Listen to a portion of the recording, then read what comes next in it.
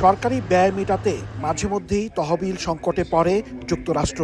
এ পরিস্থিতিতে কংগ্রেসের শরণাপন্ন হতে হয় সরকারকে। শুক্রবারও এমন একটি অচলাবস্থার মুখোমুখি হয় ট্রাম্প প্রশাসন। কিন্তু সংকট নিরসনের সময়সীমা শেষ হওয়ার 1 ঘন্টা আগে পরিত্রাতার ভূমিকায় অবতীর্ণ হয় সিনেট। রিপাবলিকানদের পাশাপাশি ডেমোক্রেট সিনেটররা সমর্থন দিলে 54-46 ভোটে পাশ হয় স্টপ গ্যাপ তহবিল বিল। বিলটি পাশ হওয়ার পর ডেমোক্রেট পার্টির দলনেতা চাক শুমারকে ধন্যবাদ জানান মার্কিন প্রেসিডেন্ট ডোনাল্ড ট্রাম্প।